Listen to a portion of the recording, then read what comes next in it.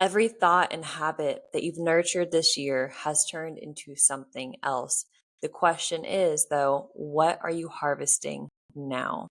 Welcome back, everyone, to the Thrive Club Co podcast. I'm your host, Jordan Jade, and we're diving today into episode 45.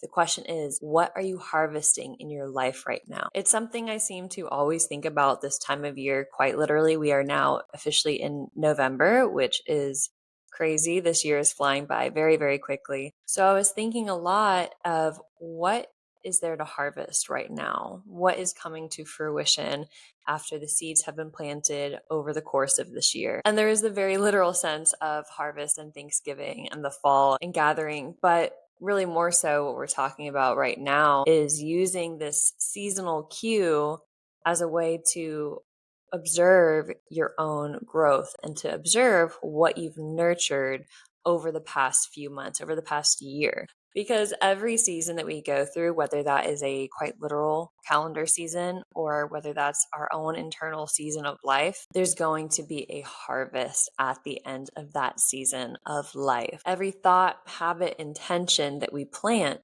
eventually grows into something else as it comes time to harvest. And what we're harvesting right now in this fall season oftentimes is harvesting of reflection of where exactly have we been spending our time and our energy. So for me, this season has looked very different from past ones for so many reasons. This year has had, for real, its challenges. Your girl has seen some challenges like many of you have. I feel like most of us have had a little bit of a challenging year. Lots of medical circumstances happening in my loved ones' lives and how that has changed the course of how we all go about life. And lots of blessings too, seeing the fruition of Thrive Club Co. come to life. Now it's on YouTube and it's growing, and so many exciting things to harvest in the new year coming, the website and the first product line and this community as it grows.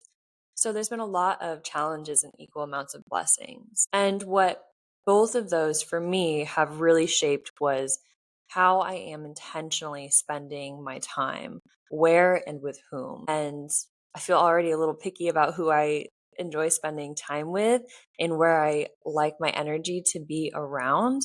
But man, has this year really thrown that for even more of a loop. And I think even more of a closer, really intentional connection to that. And also finding the difference between just being very busy and also being intentional. And also with that, being not just very busy, but being able to be very present in the moment, locking into that present moment, whether you're by yourself or around others, being present with who you're with, where you're at, and what you're doing. And what that's looked like has been becoming more organized, finding structure, creating actually structure to the days, and structuring in deep focus and also structuring in present, purposeful, intentional relaxation. Giving myself time blocks essentially that are being built in place to support rather than stretch yourself thin. And having that organization system has been a huge game changer in balancing. And it is certainly something that did not come easy whatsoever. I've talked a lot about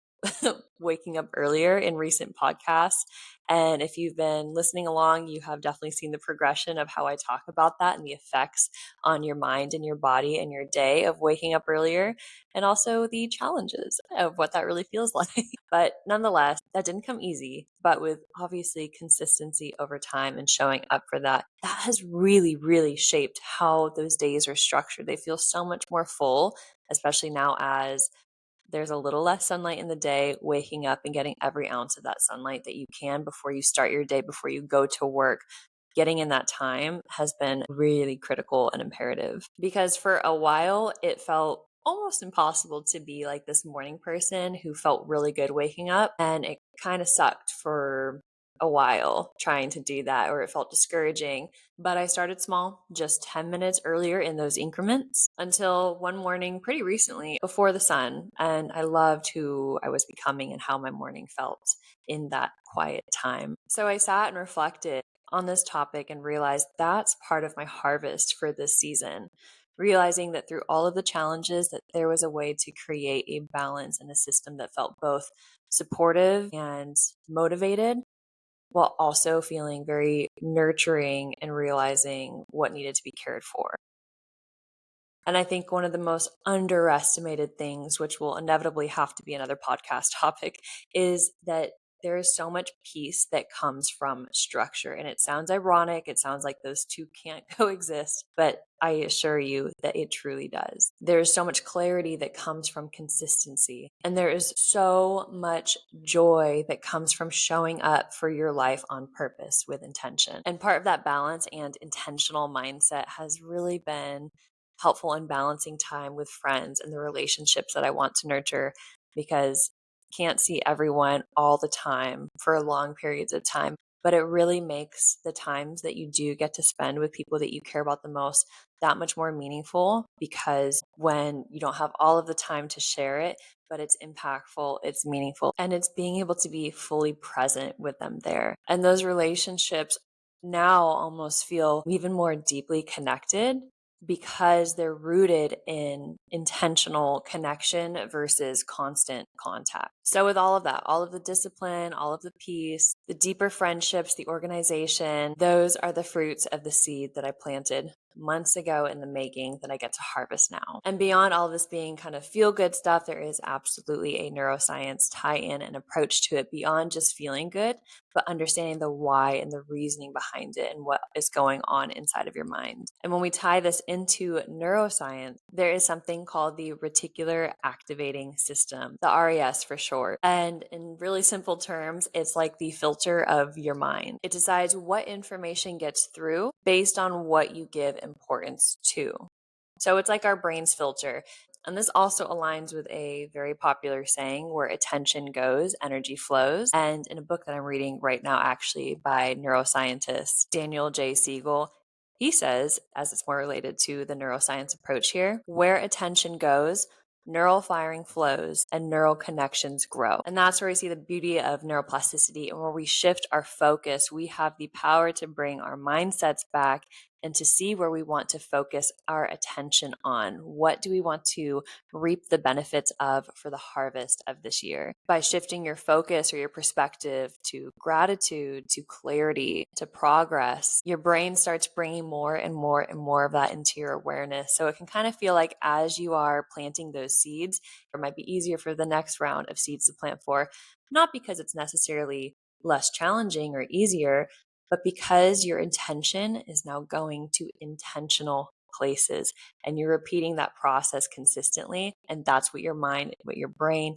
is now looking for specifically. So when I reflect on what I'm harvesting and encourage you to do, it's not just the habits themselves, it's the mindset behind them. And it's all the moments where you choose calm instead of chaos, and all of the times that you said no to what didn't align and yes to all the things that did align for you. That's literally neuroplasticity in motion, and your brain physically wiring itself, rewiring itself to support the person that you're becoming. So let's enter this into a practice now, a challenge for yourself to reflect on your harvest of the season. And take this challenge today. Ask yourself and really get clear on the answer of this one. It might not come to you immediately. Maybe you have to think on it all day or for a couple of days or for a week.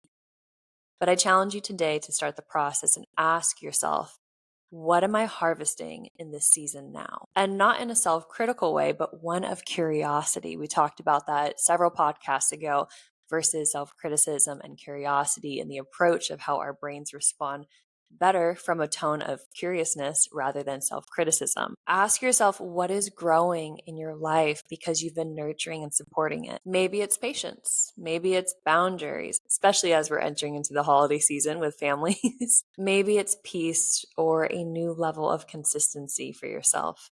Maybe it's showing up for yourself every day. And be honest with yourself when you ask what might need more pouring into, what might need to be cleaned up and pruned, so to say, like branches from a tree. What is no longer bearing fruit in my life, or what have I outgrown? And here's a very simple way to put it into practice starting today. Write down 3 things that you have grown this year that did not exist for you last fall. Reflect on where you were a year ago. See how you've changed and adapted to over time. What are 3 different things in your life that have grown? And then write one thing, at least one thing. It might be some more for others, but at least write down one thing that you're ready to let go of as you go through the season and we enter into a new season and soon a new year. What are you ready to let go of, to free yourself the burden of, to grow into the person that you're always meant to become? This is a way of telling your brain, I'm aware of my growth, and now I'm creating space for more. So remember that this season is not just about what has been achieved, right? This isn't a trophy, this isn't a contest. It's about acknowledging what has been cultivated by you. And growth does not always have to be dramatic in these big, grandiose things. It can very much be growth as slow and quiet mornings, meaningful friendships, or finally feeling at home in your own rhythm of life. That's a harvest too, and it's worth celebrating and definitely acknowledging. So, as you move through this month, I leave you with this one last little note. Take a moment to notice your own season of life now.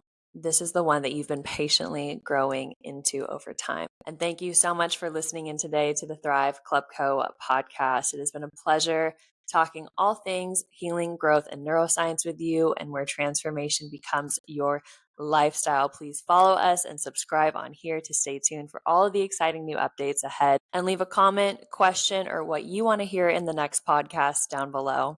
I'm your host, Jordan, and I'll catch you in the next one.